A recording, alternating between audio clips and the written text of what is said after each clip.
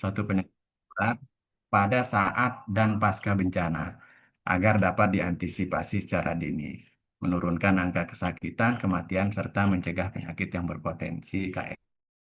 Tetap harus melalui sistem. Di surveillance itu harus dilakukan tersistem di dalam membuat satu surveillance itu. Nah, sehingga nanti sistem kewaspadaan dini penyakit menular itu atau masalah kesehatan itu bisa kita laksanakan dengan baik. Nah, di dalam kebencanaan itu pada saat bencana dan pas bencana tetap harus dilakukan surveillance. Tetapi masing-masing berbeda. Kalau di saat bencana itu kita melakukan dengan surveillance situasi khusus namanya, yang sering kita lakukan pada event-event tertentu. Dan pada pasca bencana itu akan kita lakukan di surveillance rutin. Tentunya ini adalah untuk mencegah terjadinya KLB supaya tidak terjadi bencana kedua di dalam kejadian bencana itu. Dan yang perlu kita ingat adalah setiap kejadian bencana itu, setiap jenis bencana itu memiliki potensi atau resiko yang berbeda-beda terhadap penyakit potensial KLB tersebut. Sehingga kalau misalnya banjir, apa sih potensi penyakit yang kecenderungan timbul di sana? Misalnya kalau banjir itu ya ada diare, DBD dan lain-lain. Ada banjir itu lebih ke penyakit-penyakit yang berbasis lingkungan. Sehingga nanti pemantauan kita itu akan kita fokuskan ke arah penyakit yang berpotensi terhadap eh, kondisi rentan tersebut, ya, misalnya di banjir itu. Nah, jadi tujuannya itu adalah untuk mencegah kejadian luar biasa atau KLB penyakit diare, penyakit infeksi akut seperti ISPA, malaria, dan lain-lainnya, termasuk juga PD3I. Nah, di PD3I ini, termasuk kalau di situasi bencana itu adalah banyak nanti populasi-populasi rentan yang harus kita waspadai di sini. Karena di setiap kejadian bencana, pasti status lingkungan dan eh, ketahanan masyarakat juga akan berubah di sana, sehingga semua populasi yang terdampak itu akan menjadi rentan, baik itu terhadap fisiknya, terhadap penyakit-penyakit potensial KLB yang akan timbul nanti pada saat kejadian maupun pasca kejadian tersebut. Dan juga yang harus kita waspadai di sana adalah penyakit-penyakit yang spesifik lokal. Misalnya ada penyakit-penyakit endemis yang terjadi di sana atau penyakit-penyakit yang sering terjadi di sana. Nah, kemungkinan terjadi misalnya di sini sering terjadi wabah DBD dan lain-lain. Sehingga termasuk juga masalah-masalah kesehatan lain. Nah, sehingga bisa tertangani dengan cepat lah intinya. Nah, kalau kita melihat dari siklus surveillance yang akan kita lakukan itu adalah bagaimana kita melakukan pengumpulan data, terus bagaimana kita mengkompilasi data tersebut, interpretasi data sampai nanti data itu bisa kita buat rekomendasinya untuk kita tindak lanjuti. Sehingga nanti data yang sudah kita kumpulkan, bisa dianalisis, bisa diinterpretasikan, bisa dikomunikasikan, bisa didiseminasikan, dan bisa dibuat satu rekomendasi daripada data-data yang sudah ada tersebut. Sehingga bisa kita membuat satu respon di dalam kejadian untuk menindaklanjuti. Sehingga penyakit-penyakit potensial KLB itu bisa kita deteksi lebih cepat di sana.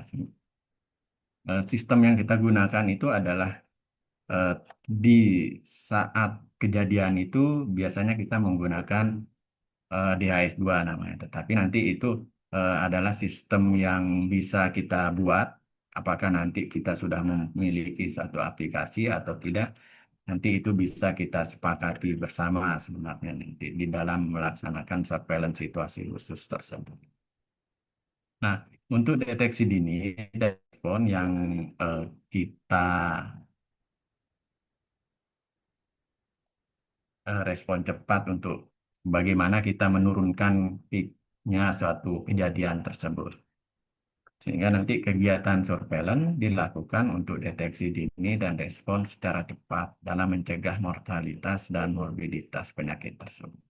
Nah, seringnya adalah bagaimana keterlambatan pelaporan kasus penyakit menular, sehingga memungkinkan itu penyebaran penyakit itu menjadi lebih luas dan kesempatan kita untuk melakukan kontrol terhadap penyakit tersebut kurang efektif dan lebih kecil, sehingga itu akan membuat satu masalah kesehatan yang lebih besar. Sehingga bila nanti pelaporan dini kita atau surveillance kita bagus, deteksi dini kita bagus, sehingga itu akan penyebaran penyakit dan kematian dapat dicegah, sehingga kontrolnya lebih cepat dilakukan, responnya itu lebih awal. Sehingga nanti penyakit-penyakit yang menular itu bisa kita kontrol, sehingga tidak menyebar lebih luas. Nah, disinilah pentingnya bagaimana kita bisa membuat satu kurva EPID itu, puncaknya itu bisa kita turunkan. Nah, untuk satu puncak KLB atau puncak kasus itu, bila deteksi dini kita atau surveillance kita bagus, dan itu kita bisa tekan kejadiannya, sehingga nanti penyakit-penyakit yang berpotensi terjadi itu bisa kita kurangi. Memang untuk saat ini kejadian-kejadian penyakit yang potensi itu eh, belum bisa kita cegah seutuhnya, karena kita masih punya masalah terkait dengan lingkungan kita yang masih kurang bagus, perilaku hidup bersih masyarakat kita yang masih kurang. Nah, itu tantangan kita di kesehatan adalah bagaimana kita merubah perilaku manusia untuk bisa berperilaku hidup bersih dan sehat, sehingga nanti bisa menjaga masing-masing eh, diri, lingkungan, dan lain-lainnya. Karena kalau kita melihat eh, segitiga epidemiologi itu, agentnya, lingkungannya, dan eh, host agent dan lingkungan, sehingga itu bisa menjadi seimbang, dan itu bisa kita penyakit-penyakit penular itu bisa kita cegah dengan baik. Suara saya kedengaran ya Bapak Ibu? Terdengar, Pak. Kedengeran, Pak. Saya terlalu cepat atau gimana Bapak Ibu? Atau Boleh dibesarkan sedikit, Pak, suaranya, Pak. suaranya ya? Oke. Oke. Oke. Kita lanjut kalau gitu. Jenis-jenis surveillance yang ada saat ini adalah ada surveillance aktif dan ada surveillance pasif, dan masing-masing itu memiliki tujuan yang berbeda-beda, sehingga nanti kalau surveillance aktif itu konfirmasi hasil surveillance, identifikasi kasus saat objek dan penemuan kasus. Biasanya datanya itu adalah langsung dari pasienkes, dan lain-lain. Biasanya itu menggunakan data primer yang kita dapat dari wawancara dan lain-lainnya. Tetapi kalau pasif itu adalah yang sumber datanya itu berada di Pasienkes, yang berasal dari pelaporan rutin dan lain-lainnya. Itu biasanya adalah menggunakan data sekunder. Nah, ini ada dua jenis surveillance yang jadi dasar kita untuk melakukan surveillance. Apakah nanti surveillance yang kita lakukan itu menggunakan surveillance aktif ataupun surveillance pasif. Nah, untuk di SKDR sebenarnya kita sudah menggunakan bentuk penyelenggaraan surveillance di SKDR tersebut. Ada event base dan ada indikator base. Nah, kalau indikator base ini adalah surveillance-nya itu eh, indikator base ini surveillance datanya itu agregat. Jadi adalah surveillance sindrom yang dilakukan oleh teman-teman puskesmas. Nah, unit pelapornya di sini adalah rumah sakit, puskesmas, dan dokter praktik dan lain-lain. Nah, puskesmas ini adalah bagaimana dia bisa mengidentifikasi si unit pelapornya, sumber pelapor di bawahnya itu. Apakah ada dokter praktik mandiri, klinik-klinik swasta, dan semua yang melakukan pelayanan di kesehatan di bawah puskesmas itu harus bisa diidentifikasi oleh teman-teman, sehingga nanti data yang dihasilkan itu tidak eh, semuanya bisa diambil lah gitu. Tidak ada data yang underreported. Nah, kalau yang event base ini adalah sumber laporannya itu berasal dari eh, masyarakat bisa, dari media bisa, organisasi kesehatan lainnya bisa, sehingga dari web-web juga bisa multi source sistem. Nanti dari BKK yang melaporkannya itu dari BKK Dinas Kesehatan Kabupaten Kota ini bisa mengisi event base menggunakan sistem yang saat ini kita gunakan yaitu sistem kewaspadaan dini dan respon itu. Nah, untuk karakteristiknya kalau event base ini bisa dari rumor tentang penyakit, kematian hewan dan lain-lainnya, itu semua bisa kita laporkan di sana. Informasi biasanya tidak standar subjektif. Itu masa setiap kejadian atau masalah kesehatan yang membutuhkan respon cepat itu bisa dilaporkan di EBS ini. Itu 1 kali 24 jam, itu real time. Sehingga nanti semua dari lintas sektor, lintas program bisa melihat laporan ini. Karena SKDR ini semua orang bisa melihatnya. Jadi semua lintas program itu memiliki akun untuk bisa membaca SKDR ini. Nah, untuk SKDR kita ini sudah dengan indikator yang sudah bagus, kelengkapan dan ketepatan, serta respon yang sudah memadai, itu saya kira datanya itu sudah bisa digunakan untuk melakukan kewaspadaan dini dan respon untuk penyakit-penyakit potensial KLB tersebut. Nah, sedangkan untuk indikator base ini, laporan penyakit atau kumpulan gejala yang memenuhi kriteria DO, definisi operasionalnya, yang rutin dilaksanakan, itu mingguan. Nah, eh, indikator base ini merupakan surveillance syndrome, jadi mencatat semua, melihat DO yang ada di pedoman SKDR itu rutin, itu dilakukan mingguan oleh teman-teman di unit pelapor. Nah, dengan nanti akan memunculkan alert di sini. Nah, alert itulah yang akan diverifikasi dan akan dilakukan PE dan akan dilakukan tata laksana. Sehingga nanti sebelum kejadian itu sudah dilakukan respon oleh teman-teman. Karena di SKDR itu bukan menangkap kasus yang sudah pasti, tetapi menangkap yang masih bergejala itu sudah bisa memunculkan alert untuk direspon. Nah, di sini ya karena tujuan dari SKDR ini adalah untuk mencegah terjadinya KLB.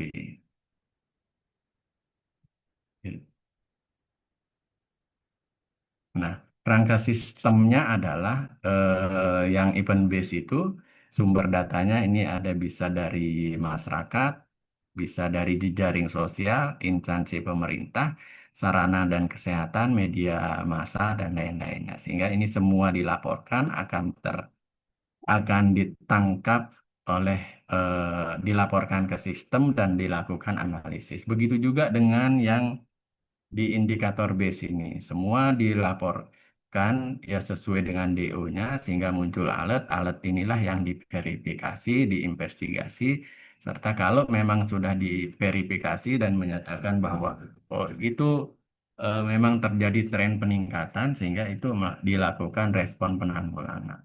Nah, kalau yang jenis datanya ini adalah data agregat untuk yang SKDR ini, yang indikator base waktu pelaporannya itu mingguan, serta untuk yang data individual ini waktu pelaporannya adalah saat kejadian. Nah, dari sumber sumber laporannya itu adalah kunjungan kasus ke Paskes. Jadi semua yang berkunjung ke fasilitas kesehatan yang menjadi unit pelapornya itu semua terlaporkan secara mingguan di SKDR tersebut. Nah, di unit pelapor kita ini saat ini adalah masih yang untuk indikator base itu puskesmas, rumah sakit, serta klinik eh, rumah sakit pemerintah saat ini. Nah, untuk rumah sakit swasta dan klinik-klinik itu masih nanti akan datanya itu akan masuk ke unit pelapor puskesmas yang berada di wilayahnya tersebut. Sehingga nanti harapannya adalah tidak ada data yang underreported di wilayah tersebut. Sehingga analisis yang dilakukan oleh teman-teman, eh, kewaspadaan yang dilakukan oleh teman-teman bisa mewakili atau representatif untuk wilayahnya masing-masing. Nah, kategori unit pelapor. Nah, kategori unit pelapor ini adalah terdaftar sebagai unit pelapor tentunya di aplikasi itu akan dibuatkan akun. Akunnya sudah semua untuk menjadi unit pelapor dan membuat akun di aplikasi SKDR. Jadi ada khusus akunnya untuk pelaporan ini. Nah, SKDR ini mulai dari tahun 2009 sudah lama sekali dan terus mengalami pengembangan. Nah, dulu yang awalnya itu adalah W2 Bapak Ibu. W2 yang dilaporkan oleh teman-teman Puskesmas dengan manual dulu, sehingga karena manual ini akan banyak data-data yang eh, ketepatannya kurang bagus, kelengkapannya juga kurang bagus, sehingga nanti mau tidak mau kita harus melakukannya secara online. Awalnya dulu pelaporannya melalui SMS, setelah itu berkembang lagi melalui WA, dan saat ini sudah eh, menggunakan website.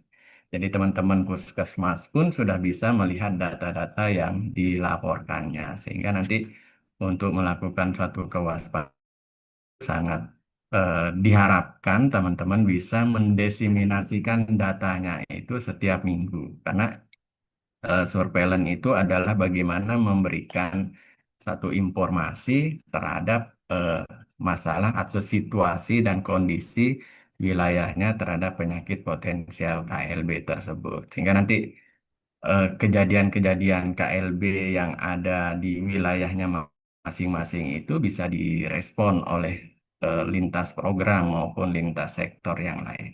Karena eh, masalah kesehatan itu tidak hanya bisa diselesaikan oleh teman-teman surveillance saja atau oleh teman-teman program saja, tetapi harus berintegrasi, harus berkolaborasi untuk melakukan suatu penanggulangan maupun kewaspadaan, baik itu dengan lintas program maupun lintas sektornya.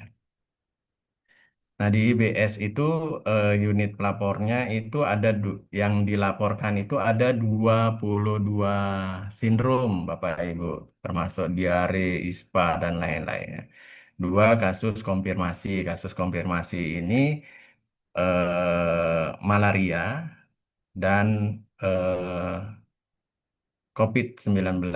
Nah, COVID-19 ini kenapa kita lakukan pelaporan konfirmasi? Karena kan kita sudah memiliki kekebalan sebenarnya. Kita sudah memberikan imunisasi 95% masyarakat Indonesia sudah eh, mendapatkan kekebalan. Sehingga eh, pelaporannya adalah konfirmasi. Nah, kalau untuk malaria, 100% wilayah harus eliminasi malaria. Sehingga nanti semua kasus yang positif malaria itu harus segera dilakukan investigasi. Apakah dia penularannya eh, setempat atau tidak. Nah, kalau penularan setempat atau indigenous itu sudah dikatakan sebagai KLB. Karena eh, 90% sudah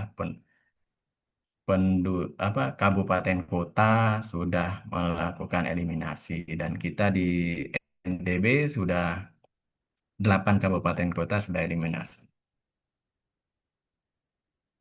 Nah, pencatatan dan pelaporannya itu kasus baru yang dilaporkan dalam minggu yang berjalan. Sasarannya itu adalah masyarakat di wilayah unit pelapor, populasi wilayah eh, kecamatan, kabupaten, dan provinsi. Sehingga nanti ini pelaporan yang dilakukan ini adalah teman-teman di unit pelapor itu akan mengentri melalui sistem tersebut dan datanya diambil dari laporan puskesmas tersebut. Yang saat ini adalah yang digunakan adalah EPUS-nya. Ya. Nah, dasar hukumnya adalah Undang-Undang 17 yang terbaru, Undang-Undang Kesehatan itu ada juga Undang-Undang Nomor 6 tahun 2018 tentang kekarantinaan kesehatan, termasuk juga PMK yang tentang jenis penyakit menular tertentu yang menimbulkan wabah atau penyakit yang berpotensi. Terus peraturan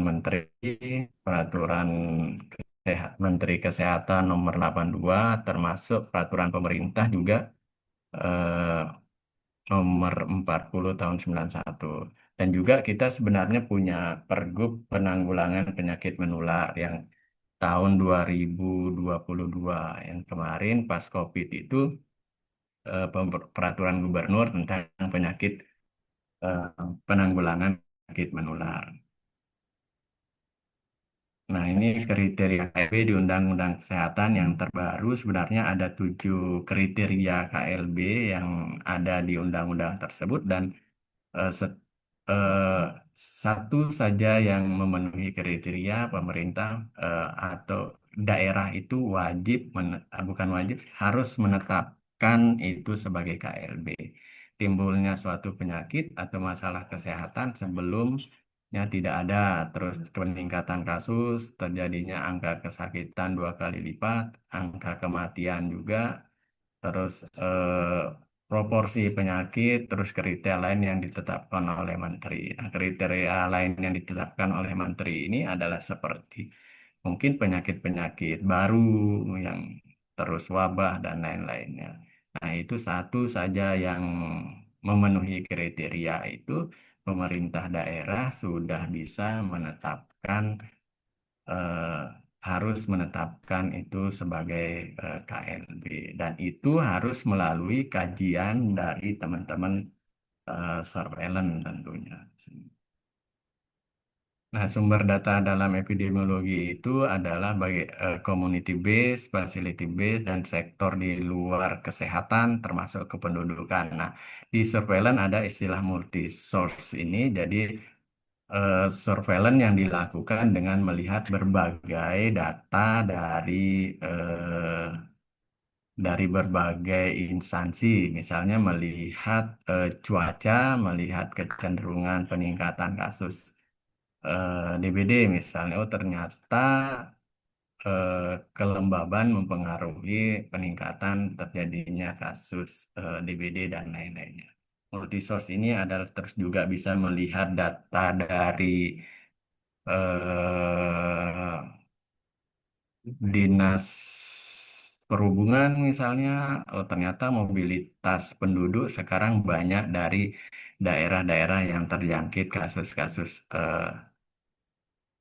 DBD atau kasus-kasus rabies dan lain-lainnya. Terus juga segala data yang termasuk itu dari transportasi hewan dan lain-lainnya. Itu juga bisa dijadikan sebagai data surveillance kita dalam memantau terjadinya perkembangan penyakit-penyakit tersebut.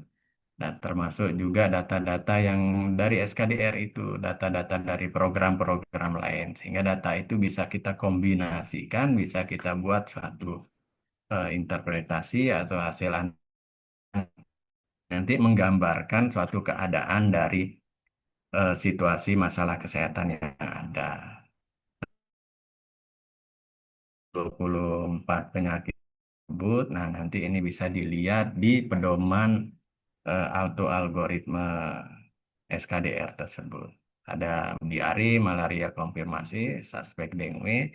Nah, suspek dengue ini adalah untuk kewaspadaan kita terkait dengan kasus DBD misalnya. Oh, terjadi tren peningkatan kasus suspek dengue. Artinya tentunya harus kita sudah melakukan kewaspadaan terhadap penyakit DBD tersebut atau kasus DBD tersebut.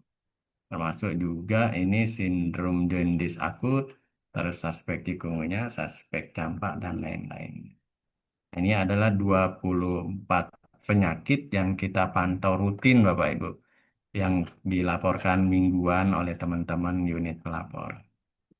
Nah, ini yang kita integrasikan juga dengan ICD-10 yang saat ini digunakan itu. ISPA, apakah dia masuk di ICD-10 berapa, J03, J04, dan lain-lainnya. Dan itu semua akan ditangkap dan dilaporkan di KDN. Misalnya dia dari berdarah, A06, dan lain-lainnya. Nah, termasuk ini juga semua data-data yang untuk melaporkan ke SKDR itu diintegrasikan dengan ICD-10 tersebut. Ini media lembar baliknya yang kita gunakan untuk bagaimana kita memperkuat kapasitas teman-teman unit pelapor di dalam mengkolek data di puskesmas. Sehingga itu data-data yang ada di puskesmas itu atau di unit pelapor itu tidak ada yang terlewat. Ya, data ini eh, validitasnya atau kelengkapannya itu eh, valid gitu. Sehingga data ini bisa menjadi representatif dalam melakukan satu analisis. Nah, ini analisis indikatornya. Indikator yang di SKDR itu adalah kelengkapan laporan. Jadi jumlah laporan yang masuk dibagi dengan ini rumusnya lah ini Bapak Ibu. Terus ketepatan laporan dan respon alert. Jadi ada tiga indikator ini yang kita gunakan, kelengkapan, ketepatan, dan respon alert. Nah, kalau kelengkapan ini eh, 95%, ketepatannya juga 95%, respon alertnya itu 80%. Ya, itu yang harus kita penuhi. Tetapi di kita sekarang di ENTB, untuk kelengkapan dan ketepatan laporan kita sudah rata-rata setiap minggunya itu sudah 100%. Dan respon alertnya itu pun juga sudah 100%. Sehingga data kita ini sudah representatif untuk kita eh, ya istilahnya sensitivitasnya sudah bagus dengan memenuhi kriteria tiga indikator tersebut. Nah, termasuk indikator ini indikator program, indikator kinerja tim surveillance. Ya. Nah, ini alur-alur kerja SKDR itu dari kita collecting datanya, dari analisis, interpretasi sampai respon. Dan dari data collecting ini sangat sekali dipengaruhi oleh bagaimana kemampuan daripada SDM kita dan logistik yang ada. Nah, makanya di kami Dinas Kesehatan Provinsi itu selalu setiap tahunnya meningkatkan kapasitas daripada unit pelapor dalam melakukan collecting data dan juga bagaimana menangkap eh, laporan-laporan yang ada di unit pelapor tersebut. Sehingga sudah memenuhi kriteria DO yang ada sesuai dengan pedoman tersebut. Nah, di sini juga ketersediaan alat dan reagen di dalam merespon atau di dalam mengkonfirmasi nanti kasus-kasus yang ditemukan. Setelah dilakukan verifikasi, investigasi, tentunya kasus-kasus tersebut harus dibuktikan bahwa benar atau tidaknya dengan kita melakukan pemeriksaan spesimen dan melakukan tata laksana. Sehingga dari data-data yang dilaporkan itu akan langsung dianalisis oleh sistem sehingga nanti itu bisa kita lakukan interpretasi. Di responnya adalah bagaimana kita melakukan satu komunikasi resiko, penyiapan pasienkes, lab rujukan, penguatan surveillance, kolaborasi multisektor, dan serta bagaimana kita melakukan pengebalan terhadap kelompok-kelompok rentan yang ada di masyarakat tersebut. Nah, ini mekanismenya dari unit pelapor dilaporkan melalui WA atau web, masuk ke server, dilakukan analisis, kabupaten melakukan eh, membaca analisisnya dan membuat buletin tentunya Bapak Ibu. Buletin ini adalah salah satu media yang digunakan untuk melakukan eh, diseminasi informasi oleh teman-teman surveillance untuk melakukan notifikasi salah satunya ke unit-unit program yang kira-kira yang berhubungan dengan tren-tren peningkatan kasus tersebut. Kabupaten, provinsi itu setiap minggu membuat suatu buletin untuk diseminasikan ke lintas program dan lintas sektor. Sehingga data ini bisa dibaca dan bisa digunakan oleh lintas program untuk melakukan respon terkait dengan kasus-kasus masing-masing. Nah, kita masuk ke surveillance situasi khusus. Di surveillance situasi khusus ini adalah bagaimana kita melakukan surveillance di pada saat kejadian. Ini pada event-event tertentu kita menyelenggarakan tentunya berbeda dengan surveillance rutin yang tadi kita jelaskan di awal SKDR. Surveillance situasi khusus ini adalah membutuhkan satu sensitivitas yang lebih tinggi. Tentunya pada saat kejadian bencana itu yang populasi terdampak itu tentunya akan mengalami kerentanan yang cukup tinggi di sana sehingga eh, akan rentan terjadi masalah-masalah kesehatan yang ada penyakit-penyakit menular sehingga dibutuhkan satu deteksi dini yang sensitif tentunya untuk melihat permasalahan kesehatan tersebut. Nah, surveillance situasi khusus ini adalah penyelenggaraan surveillance epidemiologi terhadap suatu kejadian, permasalahan kesehatan, faktor resiko, atau situasi kesehatan lainnya. Dan bagaimana terselenggaranya kewaspadaan dini dan respon terhadap KLB penyakit yang berpotensi wabah pada situasi khusus atau situasi darurat lah intinya. Nah, ini untuk identifikasi ancaman tentunya mengidentifikasi eh, kondisi rentan KLB, deteksi dini adanya KLB, serta penyelidikan dugaan. Kita bisa dilakukan ini dan lain-lain. Sehingga nanti harapannya di dalam suatu event tersebut tidak terjadi KLB di sana. Misalnya ada event-event banjir atau ada event seremoni lainnya yang mengumpulkan orang banyak lah tentunya. Atau yang mendatangkan atau mengumpulkan dari luar negeri dan lain-lain. Nah, yang setiap tahun sebenarnya kita sudah laksanakan yang pada event MotoGP. Nah, pada event MotoGP ini selalu kita melaksanakan surveillance situasi khusus yang laporannya adalah harian. Artinya kalau laporannya harian itu sensitivitasnya akan lebih tinggi. Ini surveillance jadi bencana alam. Nah, kalau di bencana begitu ada informasi kejadian itu langsung surveillance sudah surveillance rutin itu tetap berjalan, tetapi surveillance situasi khusus pada kejadian bencana itu harus segera di eh, up- aktivasi. Terus surveillance saat kejadian KLB penyakit. Nah, begitu ada penetapan KLB, surveillance situasi khusus itu harus segera dilaksanakan. Nah, ini surveillance keadaan eh, ada event-event nasional maupun internasional, kan olahraga nasional, kegiatan pertemuan internasional, dan yang sering kita lakukan itu adalah MotoGP. Sehingga teman-teman di NTB surveillance situasi khusus ini sudah sangat familiar lah kegiatannya. Bagaimana mengantisipasi kejadian-kejadian KLB tersebut pada event-event tertentu. Yang khususnya yang terakhir kita melaksanakan adalah di banjir Kota Mataram dan itu kita lakukan surveillance situasi khusus yang di Kota Mataram. Nah, bentuk kewaspadaan dininya adalah kan surveillance itu ada dua sebenarnya yang saat ini kita lakukan yaitu surveillance rutin yang tadi eh, kita menggunakan sistem SKDR itu dan surveillance situasi khusus ini. Nah, surveillance situasi khusus ini situasi bencana itu bisa gempa bumi, banjir, tsunami, gunung meletus, tanah longsor, dan puting beliung, dan lain-lain.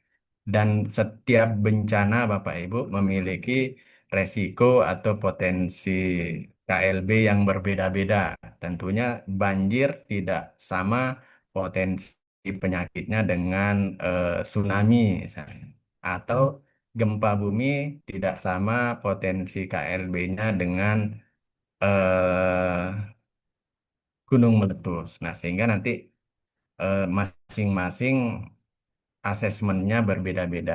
Terus di situasi event nasional, termasuk juga di eh, event-event olahraga tersebut. Nah, situasi tertentu yang membutuhkan perhatian khusus, yang saat ini sebenarnya ada kondisi kasus flu itu, ya, flu flu tipe A yang katanya di medsos itu yang viral. Nah, banyak sekali orang-orang yang mengalami flu. Nah, tentunya situasi ini akan menjadi perhatian surveillance bagaimana membuat satu lebih awal untuk mendeteksi kasus-kasus tersebut. Nah, eh, laporannya itu adalah harian, dilakukan 24 jam, 24 penyakit potensi wabah, tetapi tidak terbatas pada penyakit tersebut. Memang di saat ini yang kita pantau adalah 24 penyakit yang berpotensi KLB tersebut, tetapi di dalam surveillance situasi khusus ini ada kemungkinan kasus-kasus lain di sana akan muncul. Nah, yang tadi kita di awal itu bahwa setiap situasi bencana memiliki potensi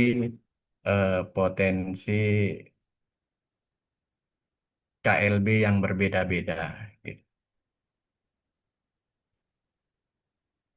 Nah, terus kunjungan orang ke posko pelayanan kesehatan. Nah, unit pelapornya ini adalah bukan dari semua puskesmas, tetapi dari pos-pos kesehatan yang kita eh, buat. Nah, misalnya pada situasi gempa bumi di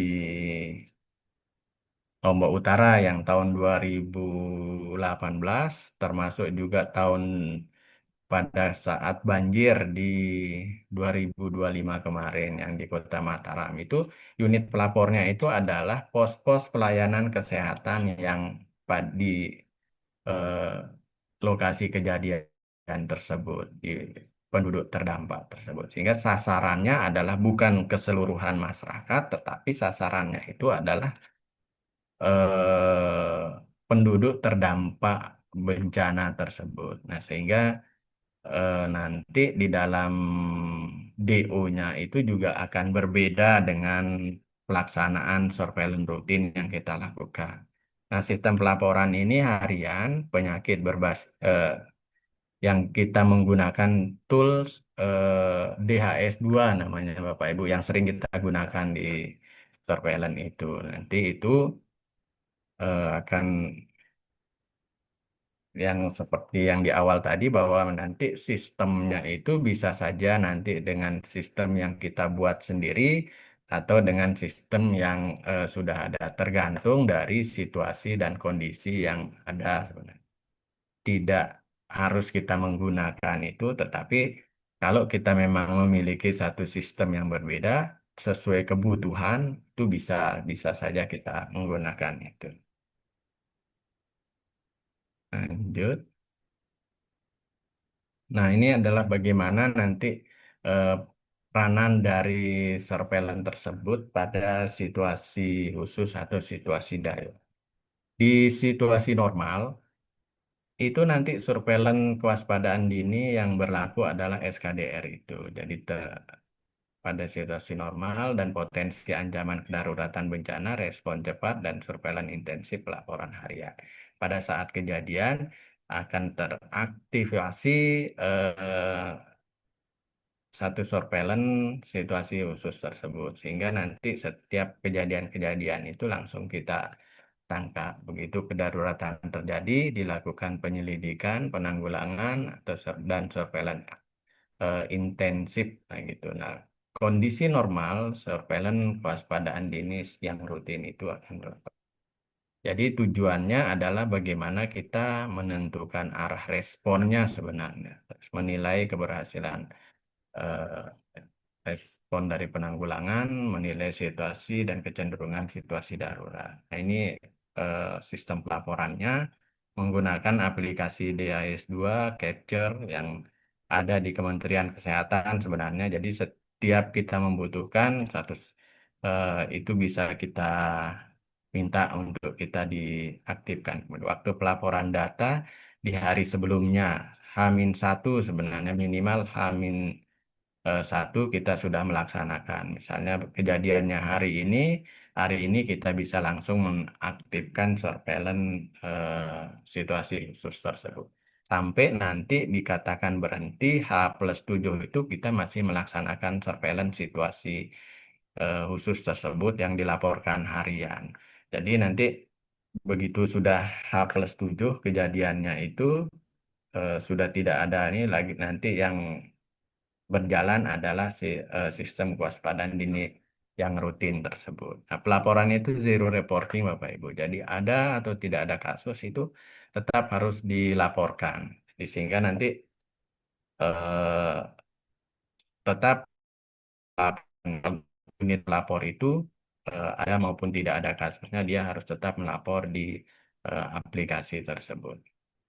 Nah, ini rincian kegiatannya nanti intinya adalah bagaimana petugas itu melakukan deteksi dini pada pasien yang datang ke pos pelayanan kesehatan dengan gejala penyakit potensial KLB wabah yang sudah kita buat sebenarnya. Di aplikasi itu sebenarnya kita bisa menambah kira-kira banjir ini potensi penyakitnya apa sih? Misalnya kita mau nambahkan luka, mau nambahkan patah tulang, mau nambahkan yang lainnya itu bisa bisa kita eh, surveillance sebenarnya. Sehingga nanti semua yang kejadian itu bisa terlaporkan di sistem itu. Jadi nanti harian itu bisa kita rilis semua laporan itu. Terus melaporkan secara harian melalui sistem pelaporan. Terus menyusun laporan harian. Nah, biasanya kita akan membuat satu sheet rate-nya laporan situasi reportnya untuk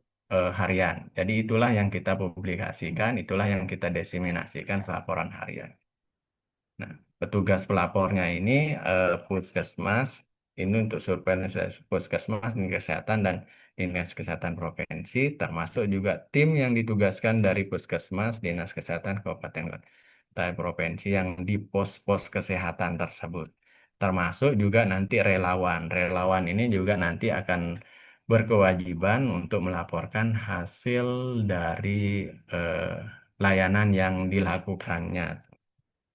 Nah, harian penyakit yang dilaporkan sesuai dengan kondisi wilayah dan jenis bencananya. Nah, pada event mudik, Nataru, apakah melaporkan ISPA dan lain-lainnya. Pada bencana longsor, misalnya longsor, penyakit yang dilaporkan diare akut, tetanus, kolera, keracunan makanan, dan penyakit kulit, dan lain-lainnya. Jadi masing-masing event itu memiliki potensi penyakit potensial KLB yang berbeda-beda lah. Keracunan makanan termasuk penyakit endemis juga. Itu kalau di event-event internasional misalnya ada peserta yang dari endemis kasus marbuk misalnya. Nah, itu kan juga per, menjadi pertimbangan kita apakah kita akan melakukan surveillance terhadap kasus tersebut atau tidak. Tergantung dari asal dari eh, peserta lah gitu kira-kira. Nah, waktu pelaksanaannya sesuai dengan kegiatan, sesuai situasi Nataru dimulai H-7 sampai dengan H+7, event nasional dimulai dengan kontingen bervariasi. Hingga bencana sesuai dengan masa tanggap darurat. Nah, kalau bencana itu biasanya kita berpatokan pada tanggap daruratnya itu. Begitu selesai tanggap daruratnya, ini H+7 baru kita selesai. Tetapi untuk surveillance situasi khususnya begitu mendengar informasi ada kejadian bencana misalnya, itu sudah mulai dilakukan surveillance. Terus kasus yang dilaporkan adalah seluruh kasus yang terjadi pada tanggal yang kemarin misalnya. Misalnya hari ini batas kita melapor, laporan yang diambil adalah laporan yang kemarin.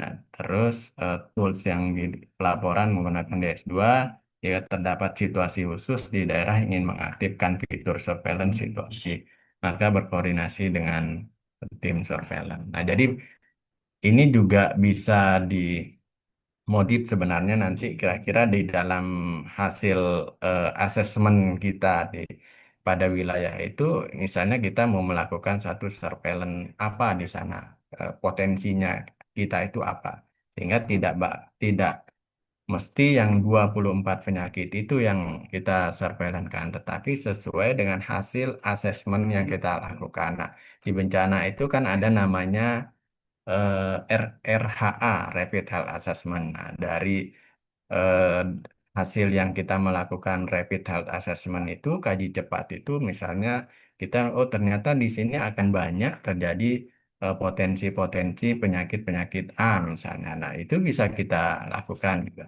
Nah, di dalam surveillance itu ada namanya Rapid Risk Assessment. Nah, jadi menilai kecenderungan di sana. Kalau rapid health assessment itu kan menilai secara keseluruhan dampak daripada bencana tersebut. Nah, tetapi di surveillance rapid risk assessment-nya itu adalah menilai resikonya, menilai kecenderungannya. Oh, ternyata resiko kita ini terhadap penyakit-penyakit yang emerging misalnya. Nah, itu bisa juga kita lakukan surveillance dan kita bisa menambahkan menu-menu di dalam surveillance yang kita lakukan itu yang gunakan untuk melakukan surveillance itu. Sehingga nanti kejelian kita di dalam menilai suatu kondisi itu akan menjadi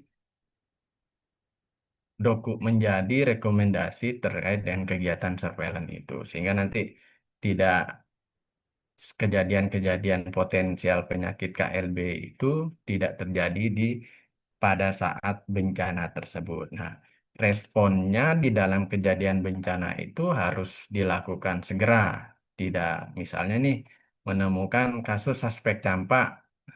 Kasus suspek campak itu kan ada gejala demam, dan ras. Nah, itu yang. Nah, di dalam kondisi rentan suatu bencana itu tidak harus menunggu hasil untuk melakukan respon KLB.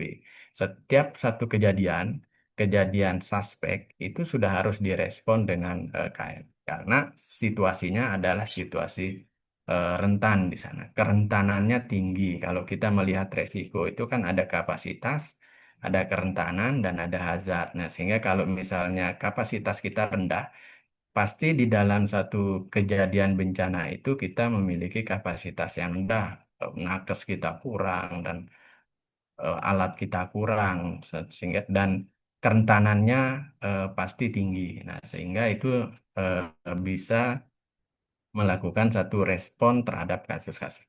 Berbeda dengan kita menemukan kasus-kasus yang pada situasi normal, tetapi pada situasi darurat itu harus dilakukan respon segera. Suspek campak misalnya itu harus dilakukan. Oh, kalau KLB harus dilakukan poli investigasi misalnya, mencari kasus-kasus baru kalau menemukan ini.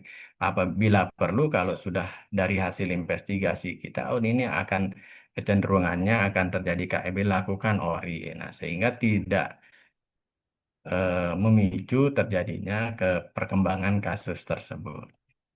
Nah, ini analisis datanya, termasuk nanti di dalam situasi khusus ini adalah analisa datanya, kelengkapan laporannya termasuk ini, dokumentasinya, tren penyakit hariannya, tren total kunjungan posko.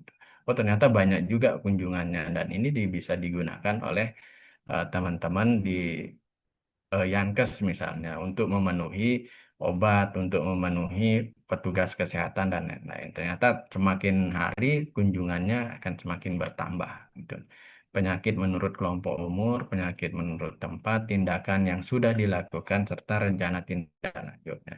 Nah, inilah yang dilakukan harian oleh tim surveillance yang ada di kejadian tersebut. Nah, langkah-langkahnya adalah ini Bapak Ibu, bagaimana kita melakukan satu identifikasi unit pelapor sebenarnya. Identifikasi unit pelapor ini termasuk pos kesehatan.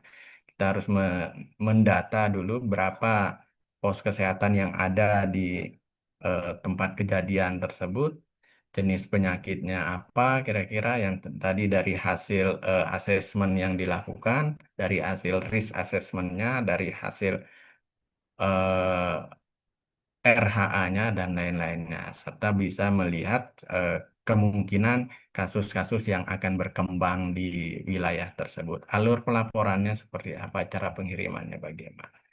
Untuk analisis dan interpretasinya, apakah nanti di dalam desiminasi itu, di dalam infografisnya kita menggunakan tabel, grafik, peta, dan lain-lainnya, termasuk di sana juga kurva epidemiknya harus kita lakukan. Nah, kita lihat hariannya, trennya, apakah kasus ini ada peningkatan atau tidak, terus analisis tren, ambang batas, dan lain-lain. Ambang batas ini biasanya kalau kita di SKDR, penyakit-penyakit yang tertentu, misalnya yang tidak mutlak itu seperti diare dan lain-lainnya itu mengalami perkembangan misalnya 1,5 terjadi peningkatan dari minggu sebelumnya atau dari hari sebelumnya kalau misalnya di situasi khusus.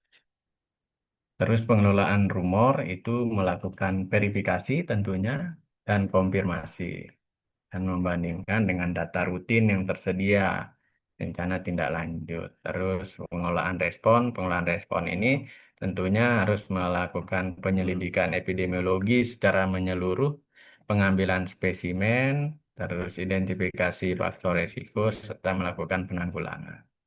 Di sini pengelolaan spesimennya itu bagaimana jenis penyakit yang terkait, pengambilan, pengemasan, dan pengiriman spesimen. Di dalam situasi bencana harus semua terintegrasi, harus koordinasi di dalam melakukan respon tersebut. Nah, desiminasi ini adalah umpan balik, sebenarnya umpan balik yang kita buat itu nanti apakah berbentuk infografis, berbentuk buletin, atau berbentuk seperti apa yang kita sepakati saja sehingga mudah dibaca oleh lintas program maupun lintas sektor. Sehingga data kita inilah yang digunakan dasar untuk lintas program dan lintas sektor itu untuk merespon kejadian-kejadian penyakit yang terjadi di kondisi atau kondisi darurat tersebut. Nah, alurannya sama dari posko pelayanan kesehatan masuk ke DHS 2 itu akan dianalisis oleh sistem secara otomatis dan dibaca oleh semua Kemenkes, Dinas Kesehatan Kabupaten Kota dan Provinsi dan bila kalau ada tren peningkatan dan membutuhkan konfirmasi akan dilakukan pemeriksaan laboratorium dan nanti Dinas Kesehatan Kabupaten Kota dan atau provinsi akan membuat satu desiminasi laporan harian yang akan yang digunakan untuk melakukan notifikasi lah ke lintas sektor maupun lintas program. Sehingga nanti setiap masalah kesehatan yang terjadi di eh, situasi darurat tersebut atau di situasi bencana itu bisa kita respon bersama gitu. Sehingga tidak ada saling menunggu, begitu melihat data langsung merespon dan langsung terkoordinasi lah gitu. Nah, ini untuk identifikasi unit pelapornya termasuk nanti juga harus dilakukan terutama yang pos-pos kesehatan ini yang karena pada hari pertama masih sistemnya masih belum tertata lah gitu sehingga nanti ini akan menjadi tugas dari Dinas Kesehatan bagaimana mengkondisikan pos-pos kesehatan itu kira-kira daerah mana yang membutuhkan itu harus semua terdata, harus semua inventaris lah gitu. Sampai nanti kalau ada misalnya koordinat dan lain-lainnya sehingga mudah untuk nanti misalnya ada relawan atau lain-lain yang ingin membantu bisa kita arahkan di sini untuk bisa membantu di dalam melakukan penanggulangan. Nah, ini formulirnya yang ada di sistem tersebut, sehingga Dinas Kesehatan dan Kementerian akan melakukan identifikasi penyakit prioritas untuk dilaporkan yang bersumber dari posko pelayanan kesehatan tersebut. Periode laporannya itu harian yang dilaporkan dalam kelompok umur dan jenis kelamin periode harian. Nah, ini untuk cara pelaporannya. Terus ini hanya sekedar pengenalan saja Bapak Ibu. Tugas posko mencatat, melaporkan setiap hari. Ini laporan zero reporting, data yang dilaporkan adalah agregat. Nah, ini bentuk dari dashboardnya Bapak Ibu, yang aplikasi yang kita gunakan atau tools yang kita gunakan untuk surveillance situasi khusus ini. Terus ini juga ini sistemnya tadi dan feedbacknya adalah nanti apakah dia ber apa namanya menggunakan infografis yang disampaikan pada rapat-rapat evaluasi. Biasanya kalau kejadian bencana itu akan setiap hari akan melakukan evaluasi, baik itu di pos darurat bencananya ataupun nanti di pos klaster kesehatannya sendiri.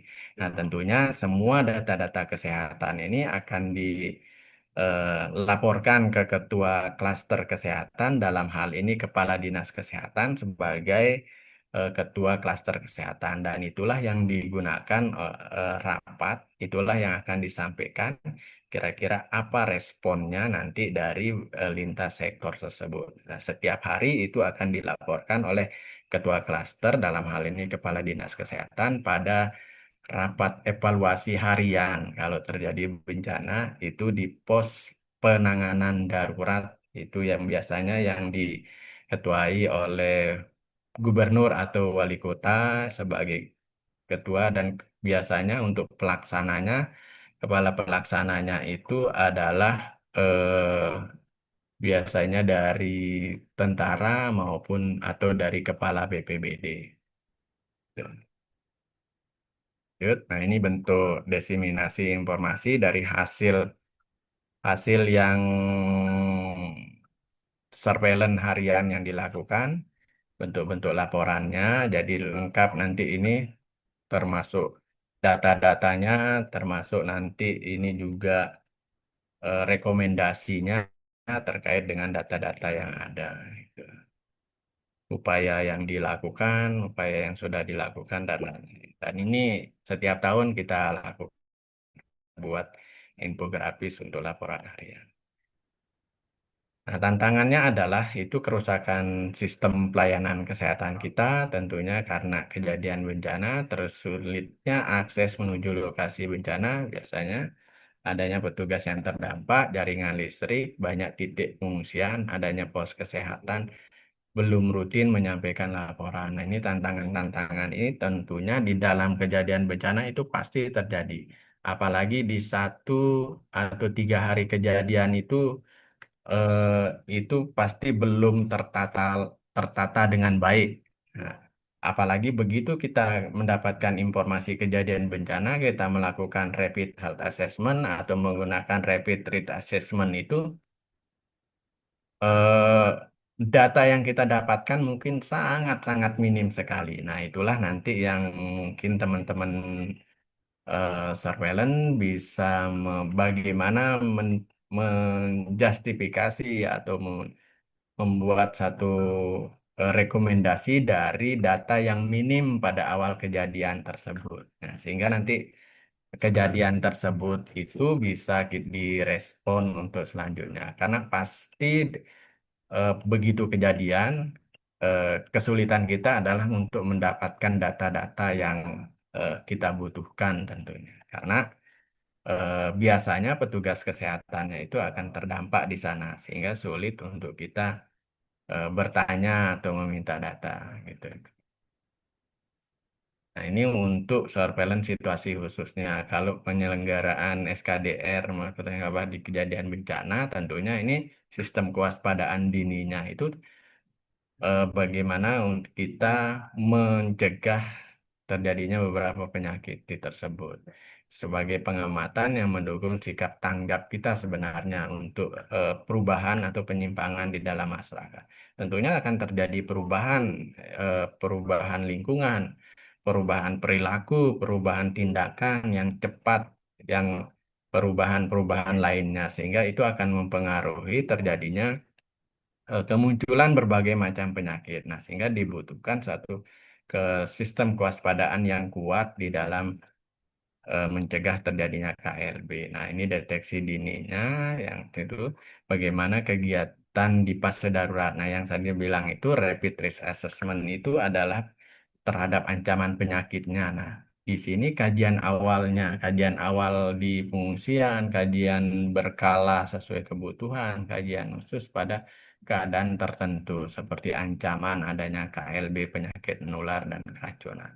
Sehingga nanti kajian-kajian ini bisa keluar secara cepat di dalam kejadian itu untuk mengantisipasi eh, munculnya kejadian-kejadian KLB.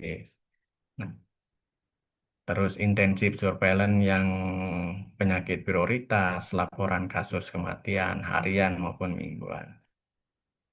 Nah, bagaimana penilaian cepat yang masalah kesehatan dilakukan adalah itu bagi serangkaian kegiatan pengkajian, pengumpulan data, penyajian informasi. Nah, seringnya adalah bagaimana kita mendapatkan data yang minim di dalam satu kejadian tersebut, sehingga dan kita harus menyajikan satu informasi. Nah, ini harus bisa melihat situasi dan kondisi dari kejadian masalah tersebut, sehingga dapat nanti mengukur besaran masalah yang berkaitan dengan masalah kesehatan akibat bencana tersebut. Identifikasi kebutuhan penanggulangan dilakukan secara cepat tentunya Bapak Ibu, sehingga nanti ini di dalam melakukan SKD ini masalah-masalah dampak dari bencana itu bisa kita tekan sebenarnya dengan kita melakukan beberapa serangkaian sistem kewaspadaan dini dan harus dilakukan dengan cepat dan tepat, gitu. Nah, tujuannya adalah kedaruratan kesehatan itu dapat kita pastikan, terus menggambarkan bagaimana jenis besaran masalah yang terjadi dan bagaimana perkembangannya. Tentunya begitu bencana itu terjadi, laporan awal sudah kita lakukan, respon awal sudah kita lakukan, tentunya perkembangannya ini juga harus kita pantau gitu, karena dampak bencana ini tentunya akan menimbulkan dampak selanjutnya. Nah, itulah yang harus kita antisipasi terkait dengan kejadian-kejadian penyakit tersebut. Tentunya terhadap penyakit-penyakit menular, serta bagaimana nanti kemampuan dalam respon dan kebutuhan untuk penanggulangan tersebut, serta tindakan-tindakan yang perlu dilakukan untuk penanggulangan. Sehingga nanti eh, kemampuan kita atau kapasitas kita di dalam merespon itu bisa ter bisa dilakukan lah, bisa untuk melakukan penanggulangan. Tetap prioritas tindakan apa sih yang perlu kita lakukan, sehingga tidak seperti di situasi normal kita melakukan suatu hal yang normatif, tetapi ini bisa kita melakukan dari skala prioritas. Kira-kira apa yang harus kita lakukan lebih awal dari hasil asesmen yang kita lakukan. Nah, ini dilakukan rapid health assessment itulah intinya. Sama sebenarnya rapid health assessment di kebencanaan dan di surveillance. Segera setelah kejadian itu dilakukan. Begitu kejadian, eh, asesmen harus segera dilakukan. Nah, dalam situasi yang memerlukan pertimbangan, faktor keamanan dan waktu pelaksanaan penilaian perlu singkat. Nah, sehingga nanti misalnya di dalam asesmen kita awal itu, oh ternyata akses ke sana terputus. Hanya bisa dilalui oleh helikopter misalnya. Nah, tentunya nanti orang-orang akan melihat itu, oh kalau kita mau ke sana kita harus menggunakan helikopter. Tidak ujuk-ujuk harus langsung ke sana, tahu-taunya sampai di sana tidak bisa langsung ke lokasi sehingga percuma. Nah, asesmen awal ini penting untuk digunakan sebagai salah satu respon dan tindak lanjut nanti baik digunakan oleh lintas sektor lainnya. Nah, bagaimana nanti penilaian resiko cepat kejadian KLB juga pasca bencana itu harus kita lakukan, termasuk deteksi kejadian, konfirmasi kejadian, melihat eh, bencananya apa, terus melakukan pendataan terhadap eksposurnya, konteksnya, termasuk nanti dari eh, agent penyakit misalnya, terus dari konteks asesmen juga sosial kultural, terus dari eksposurnya termasuk nanti ada yang kerentanan, imunitas pasien dan lain-lain. Nah, sehingga nanti ini semua dilakukan asesmen sehingga nanti mendapatkan suatu karakter resiko. Oh, ternyata misalnya terkait dengan kejadian campak memiliki resiko tinggi karena di sana banyak anak-anak yang tidak diimunisasi atau kerentanannya tinggi atau adanya ditemukan anak-anak dengan gejala suspek campak. Nah, tentunya resikonya adalah kemungkinan titik resikonya tinggi sehingga perlu membutuhkan respon yang cepat. Apakah nanti akan dilakukan peningkatan kekebalan, ORI, dan lain-lain. Sehingga nanti respon inilah yang dibutuhkan dari hasil penilaian yang kita lakukan sebenarnya dengan kita melakukan asesmen atau melakukan sistem kewaspadaan dini, event based, sentinel surveillance dan lain-lain. Sehingga ketemulah kemungkinan atau dampak yang terjadi pada saat bencana tersebut. Ya nanti responnya lebih terarah, lebih eh, efektif dengan melihat dari resiko yang terjadi di sana. Nah, memperkirakan kemungkinannya itu tentunya dengan kriteria tinggi, sedang, rendah, dan dapat diabaikan. Sehingga nanti kalau tinggi berarti harus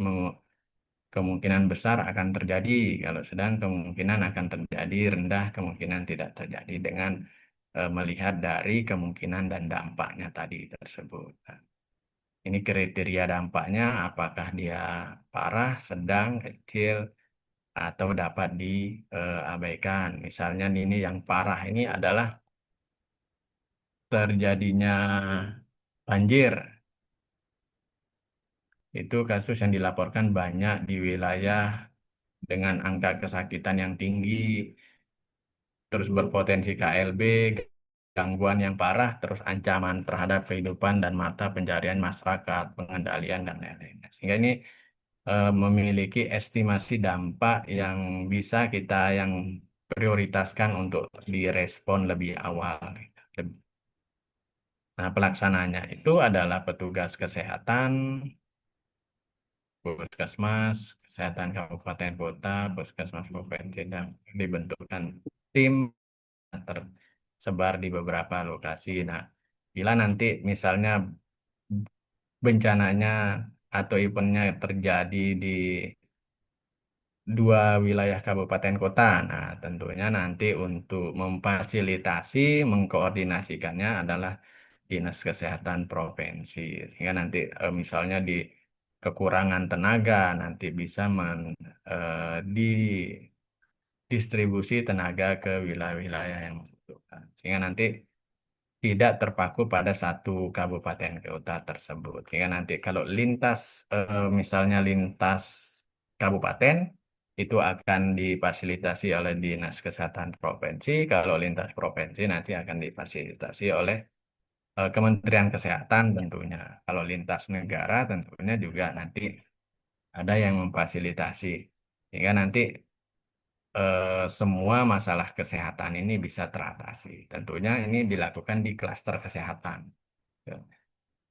Nah, di mana dilakukan yaitu di daerah yang terkena bencana atau kejadian di mana masyarakat yang terkena dampak secara langsung. Tentunya daerah yang menjadi lokasi penampungan atau pengungsi dari daerah bencana atau kejadian. Terus di sekitar lokasi kejadian yang kemungkinan dapat membantu sumber daya yang memiliki. Ini daerah yang terdampak dan daerah yang memiliki potensi. Jadi ada dua, misalnya ada daerah yang terdampak langsung, itu yang terkena oleh bencana atau yang dan di daerah sekitarnya ini adalah daerah yang berpotensi. Misalnya di daerah yang ada kejadian banjir misalnya. Di daerah banjir ini misalnya ada satu desa, tetapi daerah yang berpotensi juga kan ini ada dua desa. Itu juga menjadi sasaran atau tempat dilakukannya satu asesmen atau surveillance. Nah, unsur yang melakukannya di sini adalah terkait dengan penilaian risiko tadi adalah ada aspek medisnya. Di sini tentunya ada pelayanan medis terhadap korban dan potensi pelayanan kesehatan. Termasuk juga di sini adalah epidemiolog menilai nanti munculnya KLB penyakit atau penyakit menular dan gizi pada periode pasca kejadian maupun atau bencana. Hingga nanti ada tiga unsur ini yang melakukan satu penilaian atau asesmen di dalam suatu kejadian. Nah, di TGC kita itu sebenarnya unsur utamanya itu adalah di tiga ini sebenarnya Bapak Ibu.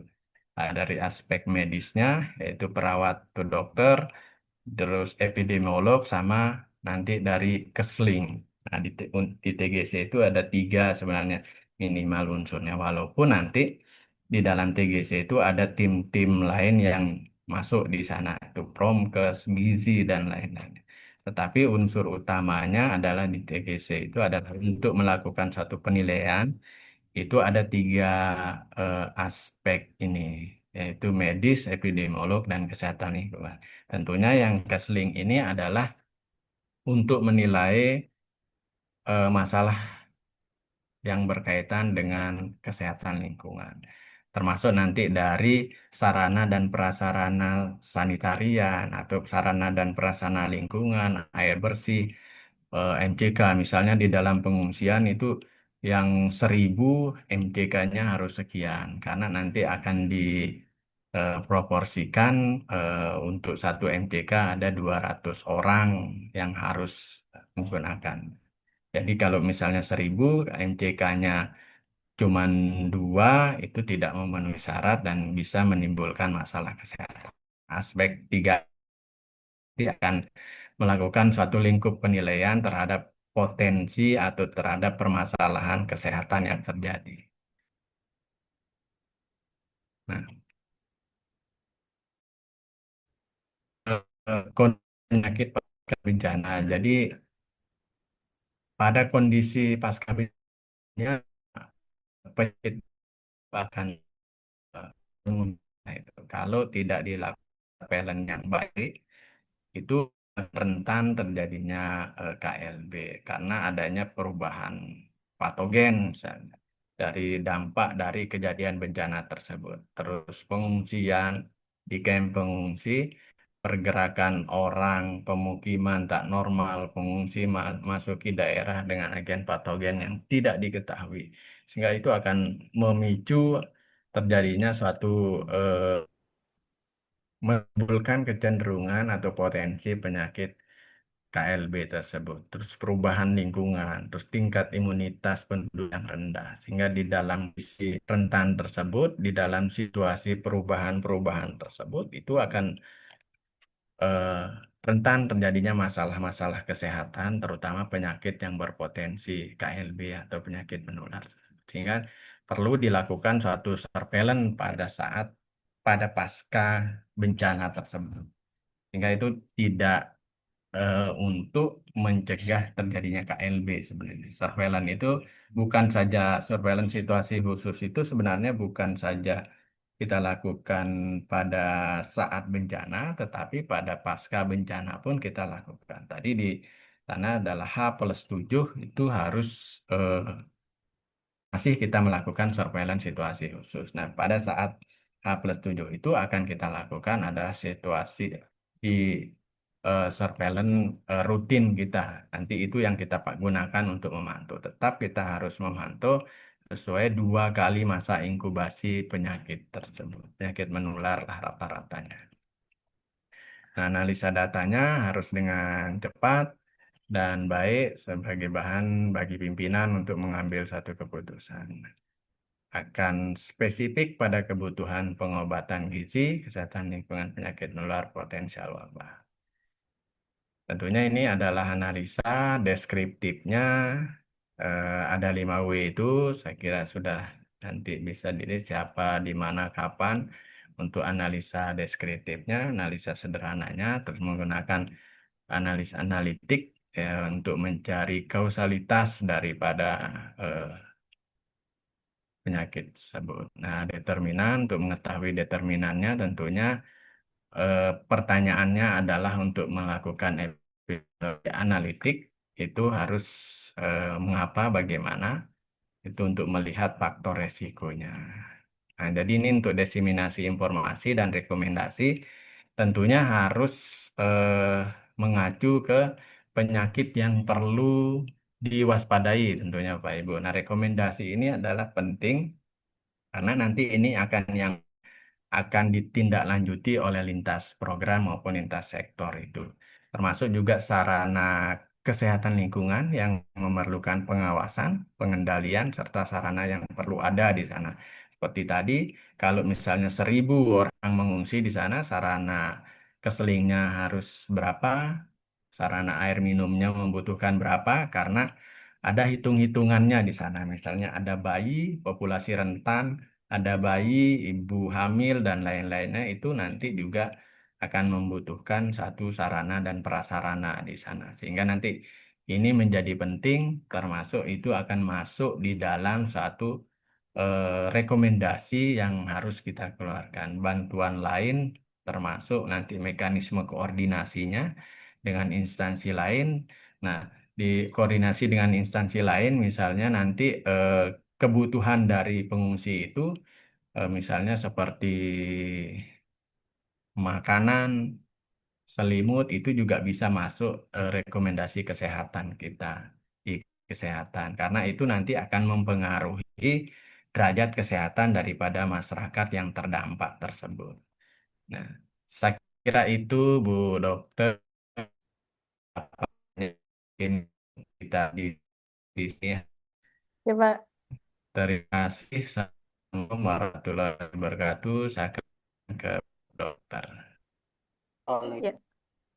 Terima kasih banyak Pak Wildan atas paparannya yang luar biasa komprehensif, mulai dari surveillance rutin, kemudian mengenai sistemnya dan surveillance dalam situasi Situasi khusus khusus. termasuk situasi bencana. Suara saya jelas ya?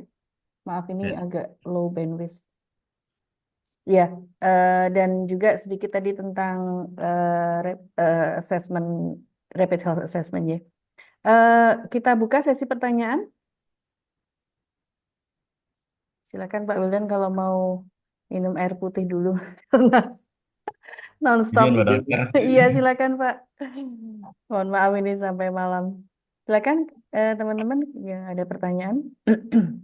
Izin dokter bertanya. Iya, dari Pak Rifki ya. Rifki dok. Oh ya, silakan. Nggih, dok. Nggih. Terima kasih atas kesempatannya dokter. Nggih.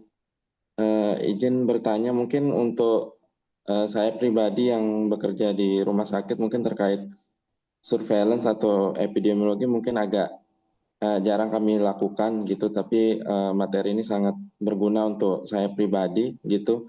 Tapi kadang untuk epidemiologi biasanya kami juga melakukan sih, eh, Pak, terkait bagaimana menyusun kebutuhan logistik khususnya obat terkait kasus-kasus KLB atau yang masuk di rumah sakit menggunakan metode epidemiologi.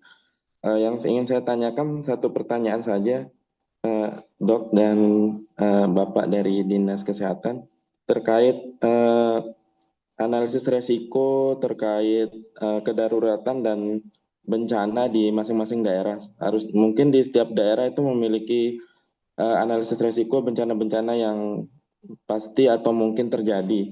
Yang ingin saya tanyakan, adakah metode atau pendekatan surveillance yang paling efektif yang bisa diterapkan dalam konteks kedaruratan bencana dan pengungsian yang khususnya disesuaikan dengan kondisi bencana yang mungkin terjadi, misalnya spesifikasi di NTB ini. Mungkin itu saja, Dok. Terima kasih. Ya, makasih Mas Rifki. Mungkin Pak Wildan bisa langsung menanggapi.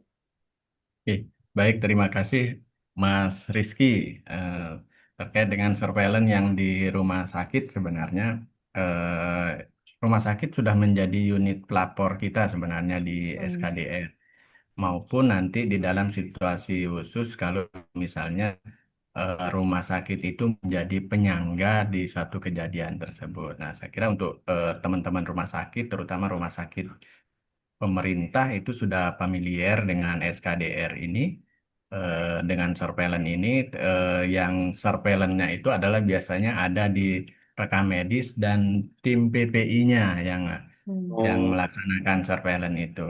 Nah, terus yang kedua adalah terkait dengan resiko bencana.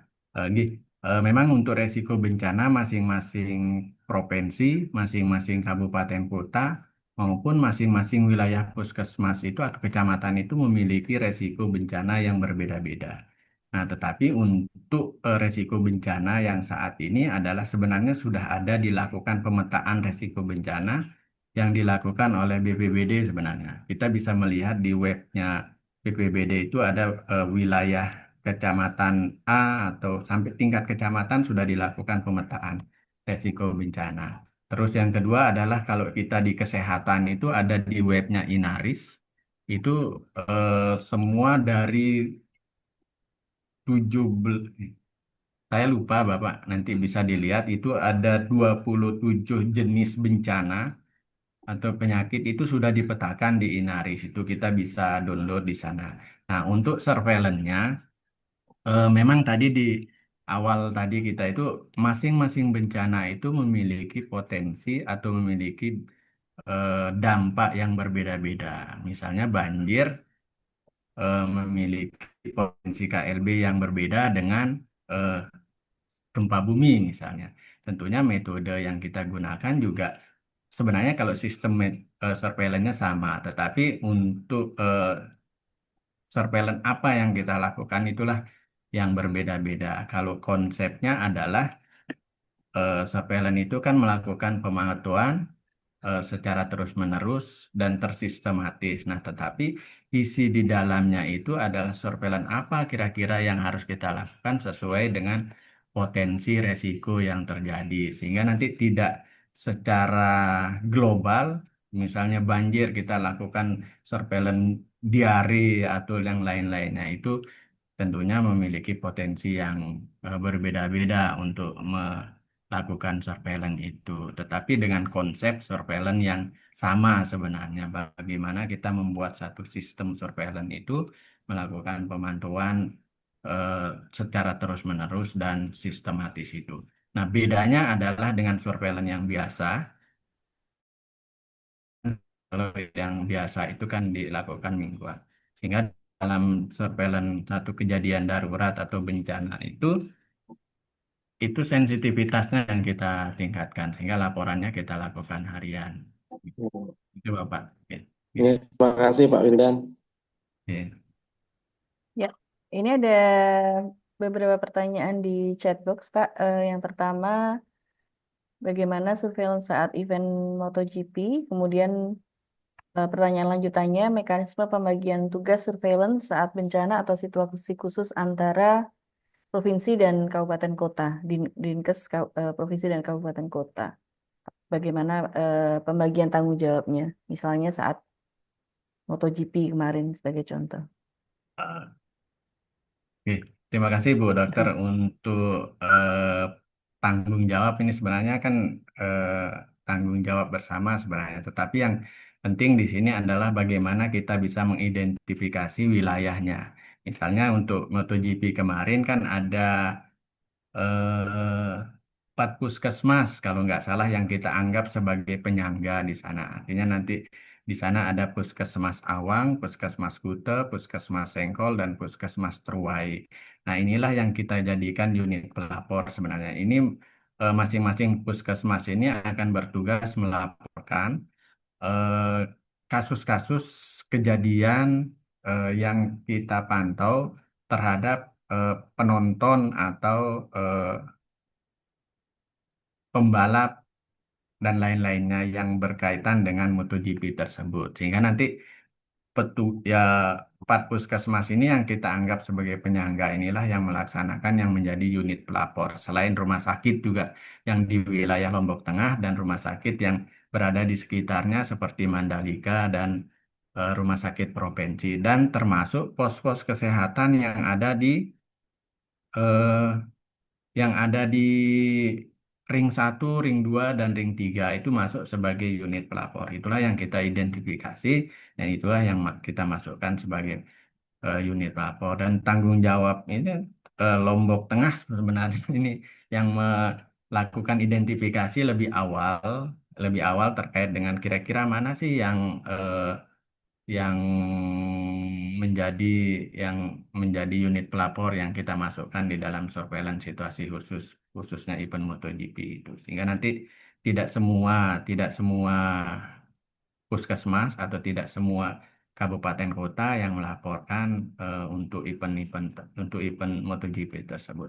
Yang tentunya Mhm. sebelumnya sudah kita buat satu rencana surveillance yang kita laksanakan, sudah kita identifikasi resikonya sampai mana dan siapa yang akan melakukan pelaporan dan lain-lain. Mhm. Tentunya dengan teman-teman yang punya wilayah tentunya di tempat event tersebut yaitu Lombok Tengah. Kalau mungkin menyambung itu Pak, kalau misalnya bencana yang lintas wilayah provinsi eh, dan sudah menjadi misalnya bencana nasional itu akan bergeser lagi ya wewenangnya ke pusatnya. Iya Bu, dokter nanti akan misalnya eh, ditetapkan di tingkat kabupaten ini misalnya. Mm-mm. Tapi ternyata dia menyebar ini ke salah satu kabupaten lain, misalnya KLB-nya menyebar di sana. Dan itu bisa naik levelnya menjadi tingkat provinsi. Begitu juga nanti Iya. selanjutnya kalau misalnya sudah menyebar secara tingkat provinsi, nanti itu akan naik tingkat nasional. Nah, seperti yang kemarin itu akan menyebar ke wilayah Indonesia menjadi pandemi nanti akan Hmm. levelnya juga akan naik. Gitu. Ya, ya. Oke. Kalau untuk koordinasi lintas sektor sendiri bagaimana Pak? Kalau kalau di dalam kejadian bencana itu, nah di dalam kejadian bencana itu kan ada dua, nanti ada pos PDB sama pos PHUC namanya. Nah untuk PDB ini kan eh, pos darurat kebencanaan. Nah di sana lintas sektornya ada semua di sana. Jadi Ya. di setiap hari akan dilakukan evaluasi termasuk nanti klaster kesehatan akan ikut di sana. Nah, kita ya UC ini kan akan melakukan surveillance ini.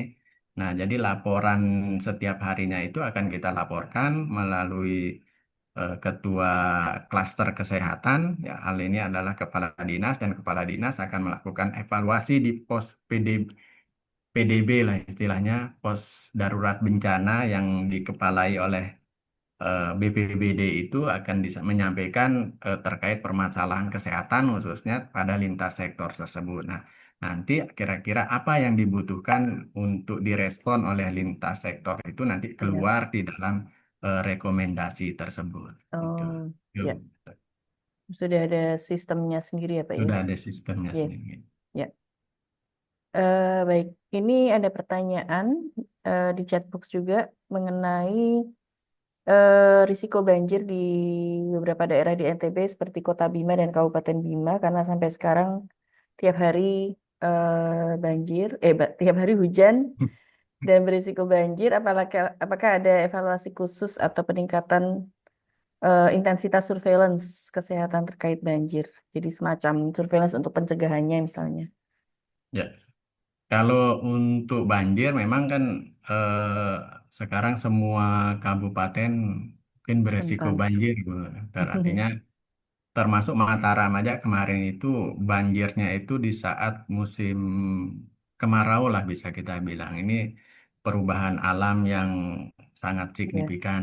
Apalagi yang saat ini yang baru-baru ini termasuk Bima, Dompu, Sumbawa sekarang ya, itu lagi banjir. Nah, untuk kegiatan surveillance tentunya kalau misalnya terjadi banjir tim surveillance tetap akan melakukan satu pemantauan surveillance khusus intinya. Nanti begitu ada kejadian, tentunya diawali dengan rapid risk assessment itu atau juga ya, melakukan RHA kejadian tersebut sehingga bisa melihat apakah ini nanti akan dilanjutkan dengan melakukan surveillance situasi khusus itu yang hmm, kita naikkan levelnya menjadi surveillance harian gitu ya, yang kita rutin ini. Sehingga nanti peningkatan surveillance dilihat dari melihat hasil asesmen yang kita lakukan itu. Tetapi kalau misalnya situasinya masih normal dari hasil asesmen yang kita lakukan, berarti surveillance rutin itu akan kita lebih tingkatkan dari eh, pemantauan banjir di lokasi titik tersebut gitu.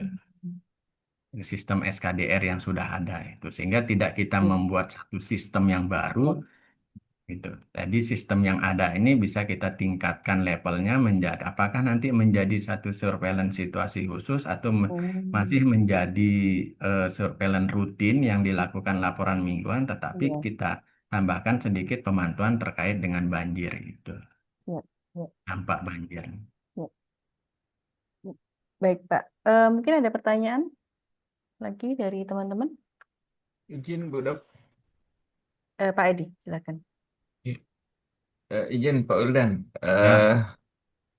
Sepengalamannya Pak Wildan nih di surveillance tentang eh, apa namanya menilai untuk dapat menilai bukan mengevaluasi program ya. Artinya kalau evaluasi program mungkin fix di indikator kinerja yaitu kelengkapan, ketepatan atau respon alert. Nah, kalau kita dalam situasi netral lah, misalnya anggaplah kita dari akademisi nih, ingin menilai eh, suatu sistem surveillance dalam suatu wilayah itu berhasil atau tidak. Kira-kira indikator apa yang kita bisa gunakan untuk dapat menilai suatu wilayah itu berhasil tidak dia menyelenggarakan suatu sistem surveillance itu. Mungkin itu Pak Udan, makasih. Oke. Baik, terima kasih Pak Edi. Jadi kalau untuk menilai suatu surveillance itu kuat atau lemahnya, sebenarnya kita bisa menggunakan atribut surveillance itu, Pak Edi.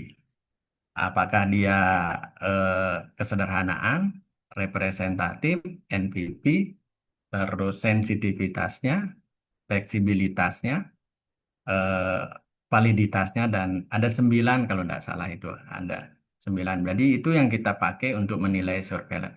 Nah, unsur yang mana yang kira-kira sudah masuk di sistem surveillance kita itu? Apakah kesederhanaannya sudah masuk? Nah, sederhana misalnya, oh ini gampang dilakukan oleh teman-teman.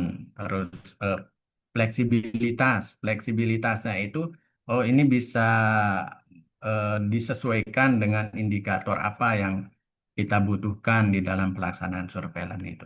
Maintain yang kita pakai untuk nilai surveillance itu adalah 9 atribut surveillance itu. Sehingga, tetapi di dalam sistem surveillance yang ada sekarang di Indonesia lah kita bilang, itu belum ada yang memenuhi kriteria 9. Tetapi eh, surveillance yang saat ini di NTB kita lakukan atau di SKDR ini kesederhanaannya sudah memenuhi kriteria. Jadi teman-teman sudah sangat gampang untuk melaporkan kasusnya.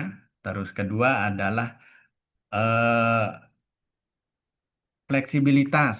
Fleksibilitas ini dengan kita surveillance ini DO-nya itu kita bisa misalnya, oh ini dia mengarah ke apakah dia mengarah ke campak atau mengarah ke lain-lainnya dan perlu pengembangan lagi. Kayak contohnya adalah dulu campak ini kita menangkapnya dengan demam, ras, eh, mata merah.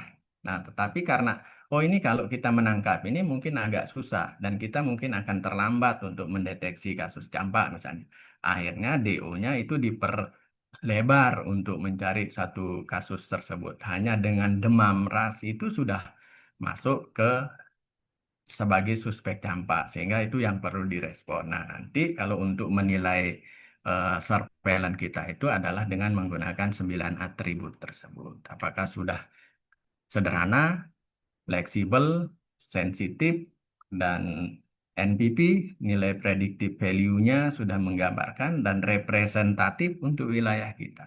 Nah, sehingga, oh ini ternyata tidak representatif, oh ini ternyata tidak sederhana, ya ternyata banyak nanti data-datanya yang underreported di sana. Sehingga surveillance kita tidak menjadi kuat. Nah, sehingga perlu kita lakukan satu penilaian terhadap sistem surveillance kita. Biasanya nanti di analisis masalah kesehatan itu bisa kita menggunakan itu sehingga bisa oh misalnya kita mau analisis masalah kesehatan terkait dengan surveillance SKDR atau surveillance campak. Nah, ini sudah memenuhi kriteria mana dari 9 atribut ini? Nah, kalau misalnya memenuhi kriteria 3, oh ini sudah kuat ini. Dengan kriteria yang 3 ini, ternyata sensitivitasnya sudah bagus. Ternyata gampang dilakukan. Oh, sudah representatif. Datanya underreportednya rendah, gitu kan. Nah, artinya dengan eh, atribut tersebut, oh ternyata surveillance yang kita lakukan ini sudah sangat kuat dan sudah sensitif dan sudah bisa untuk mencegah KRD. Begitu Pak Edi. Nggih, makasih banyak Pak Wildan. Ya, makasih banyak Pak Wildan. Lanjutan pertanyaan dari situ Pak, untuk penilaian atribut sistem surveillance ini, apakah ada instrumennya? Maksudnya apakah 9 atribut itu dinilai secara semacam skor atau dengan wawancara kualitatif misalnya, atau bagaimana? Atau dari kualitas laporan-laporan? Eh, untuk toolsnya atau scoringnya tidak ada, cuma dari atribut ini. Misalnya ini Bu Dokter, misalnya dari sederhana kesederhanaan ini dari pelaksanaan misalnya. Dari pelaksanaan. di yang dilakukan oleh teman-teman di surveillance itu sudah gampang dilakukan, nggak Ya, bisa dilakukan oleh siapa saja nih. Nah, artinya oh, sudah bisa dilakukan dengan gampang. Nah, terus terkait dengan misalnya itu menilai gampang tidaknya itu sensitif, dengan apa Pak? Observasi atau? misalnya observasi, Oh, dengan observasi dia. Nah, iya. tapi untuk melakukan satu penilaian juga Mm-mm. bisa kita sebenarnya untuk bisa membuat POM-nya sebenarnya Hmm, dari 9 atribut itu. ada formnya gitu ya. Misalnya kita mau menilai kesederhanaannya, Mm-mm. misalnya kita mau menilai dari sensitivitasnya, Mm-mm. misalnya kita mau menilai dari fleksibilitasnya dan lain-lain. Sebenarnya bisa kita buatkan POM-nya. Nah, kalau Oh, misalnya kita mau menilai dia dari sensitivitasnya, kita menilai dari indikatornya itu tentunya. oh iya. Terkait dengan kelengkapannya bagaimana, ketepatannya bagaimana, Ya, responnya bagaimana, sehingga ya. sistem kita ini dianggap sudah sensitif untuk Hmm. surveillance-nya gitu Bu Jadi Dokter. belum ada tool standar gitu ya Pak Kalau dari tool Kemenkes. bakunya untuk dari atribut itu belum ada, Oh iya, tetapi iya. untuk penilaian resiko, Mm-mm. misalnya resiko terkait dengan penyakit-penyakit tertentu sudah ada toolsnya. Tapi Hmm. untuk menilai surveillance dari atribut 9 atribut surveillance itu toolsnya belum ada yang baku, Bu Ya, Dokter. ya. Dikembangkan sesuai kebutuhan gitu ya Pak ya. Disumbangkan saja. Ya, baik. Ini ada pertanyaan di chat box. Bagaimana metode pengukuran estimasi apakah ada under reporting atau tidak? Bila gimana nih maksudnya? Yang paling tepat digunakan dalam pengalaman dinas provinsi apabila ada kasus banyak supaya menghindari overlap data dari petugas pencatat. Karena pengungsi, oh ya, dalam konteks bencana, karena pengungsinya berpindah-pindah tempat, bagaimana menghindarkan double reporting mungkin ya, Dr. Freddy ya? Atau under reporting karena kapasitas pencatatan kasus sangat minimal, fasilitas kesehatan rusak dan sebagainya. Yang kedua Oke. terkait lonjakan kasus penyakit, bagaimana kita memastikan itu karena pasca bencana atau karena memang situasi yang merupakan kelanjutan dari tren epidemiologi sebelumnya. Oke. Baik, terima kasih Bu Dokter. Untuk underreported ini kan memang kalau kita mingguan ini dari laporan yang rutin ini biasanya kita menilainya dari hasil asesmen kita juga. Pertama itu, terus kedua dari jumlah kunjungan biasanya. Kalau jumlah kunjungannya tinggi, terus kasus-kasus penyakit potensial KLB-nya itu yang 24 penyakit itu dilaporkan sangat rendah, misalnya hanya 0,00 sekian persen, itu bisa kita justifikasi atau bisa kita eh, banyak laporan yang underreported, itu yang pertama. Terus kedua adalah kita melakukan asesmen biasanya. Asesmen itu adalah jadi informasi yang kita dapatkan itu ternyata jumlah kunjungan, misalnya jumlah kunjungan di puskesmas, oh ternyata lebih banyak daripada jumlah kunjungan dari perawat-perawat praktik, Hmm.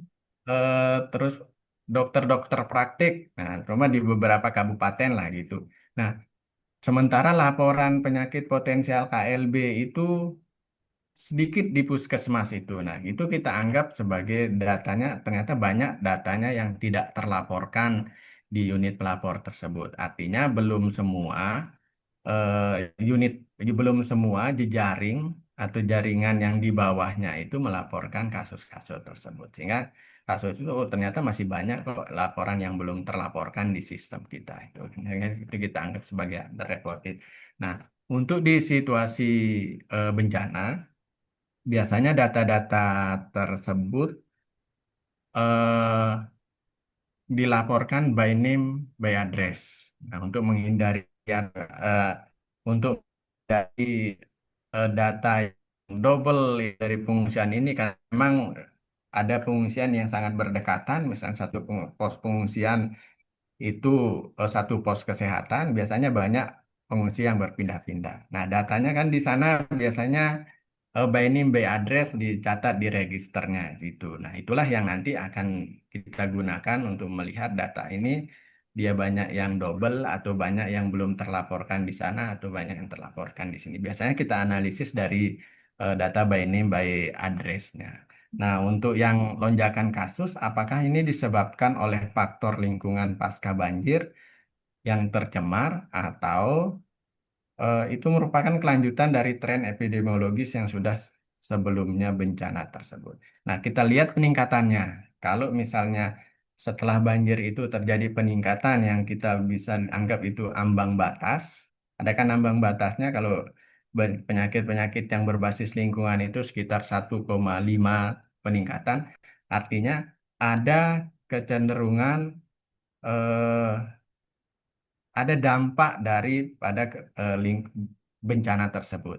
Sehingga terus terjadi peningkatan, artinya itu sudah merupakan dampak dari bencana. Tapi kalau misalnya ini eh, kelanjutan dari tren epidemiologis itu pasti peningkatannya tidak terlalu signifikan gitu. Kalau misalnya peningkatannya signifikan, oh pasti ada dampak dari faktor bencana tersebut.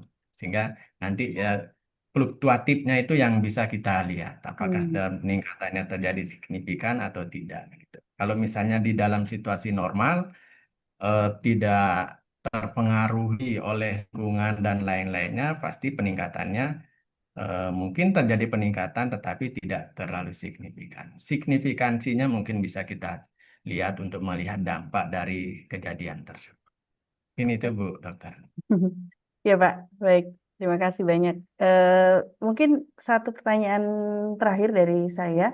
Tadi kan Bapak Ya. menyebutkan bahwa dalam situasi bencana itu ada semacam tim yang bertanggung jawab untuk surveillance bencana, tapi ada tetap berjalan surveillance rutin juga ya Pak ya, kalau saya tidak salah tangkap.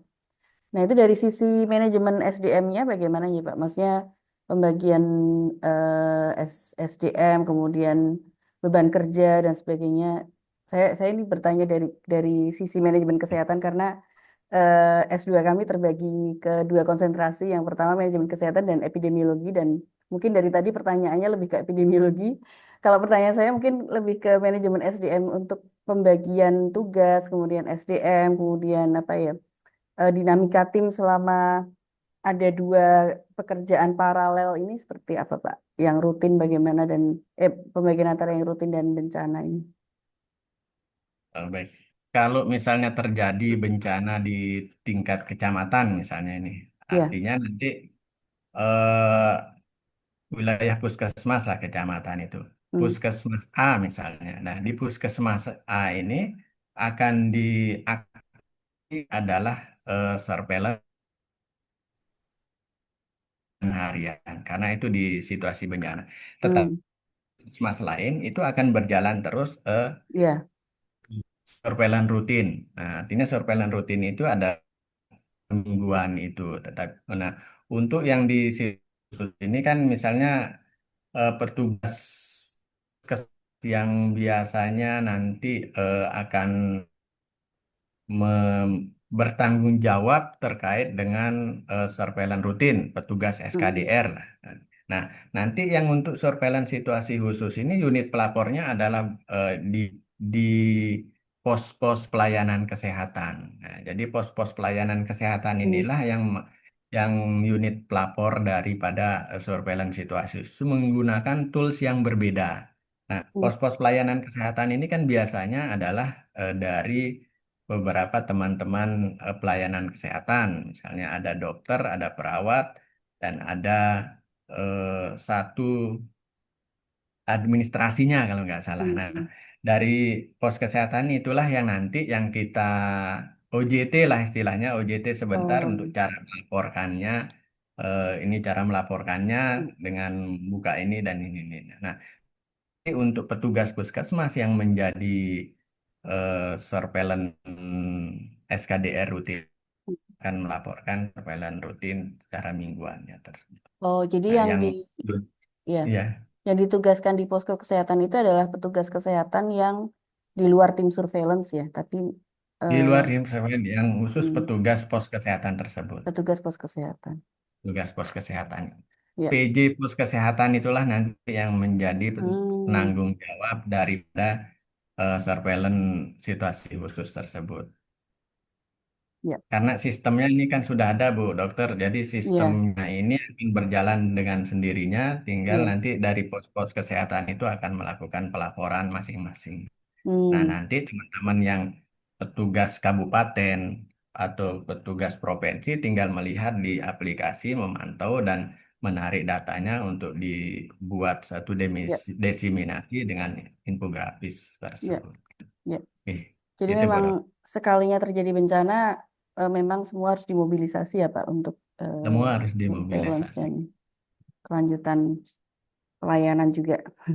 Baik, Eh, saya kira mungkin sesi malam ini luar biasa sekali Pak. Kami memperoleh wawasan baru. Ya mungkin untuk sebagian teman-teman sudah pernah terlibat secara langsung di surveillance bencana, tapi ini mungkin bagi kami sebuah sesuatu yang sangat memperkaya pengetahuan kami mengenai sistem surveillance terutama di situasi khusus dan nanti kemanfaatannya untuk apa namanya ketahanan deteksi. sistem kesehatan kita gitu. Eh, ada kesimpulan yang ingin disampaikan mungkin Pak Wildan, mungkin untuk Nah, teman-teman di S2 ini kira-kira nanti ke depannya ketika kembali ke tempat kerja, apa yang kira-kira bisa diaplikasikan untuk memperkuat surveillance bencana ini.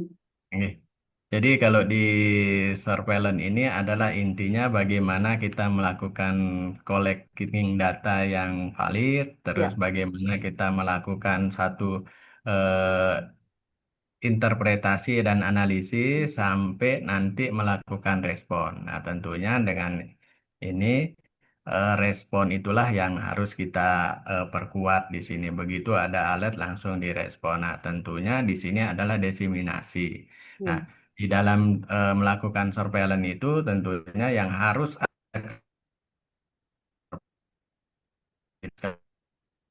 ada dari justifikasi data-data yang sudah kita analisis. Nah, sehingga nanti itulah yang menjadi dasar dari teman-teman lintas program maupun lintas sektor di dalam respon terhadap kesehatan yang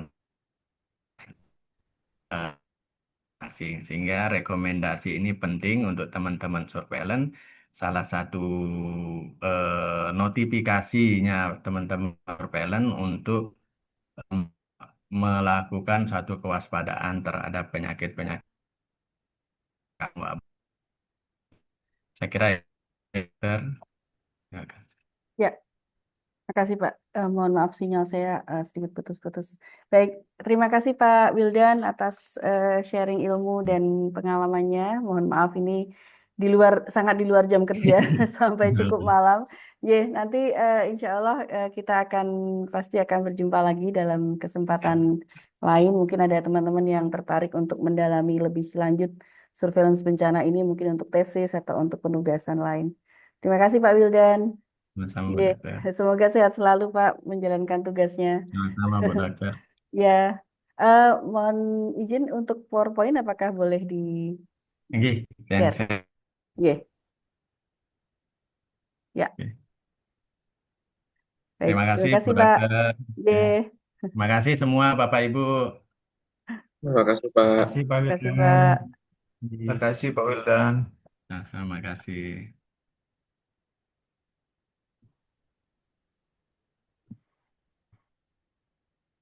Oke, terima kasih semua. Sudah saya absenkan ya tadi ya. Sepertinya lengkap hadir semua. Terima kasih Bu Dokter. Sama-sama, selamat Terima istirahat. kasih, Bu Dokter. Terima kasih, Dok. Yuk, silakan bisa live.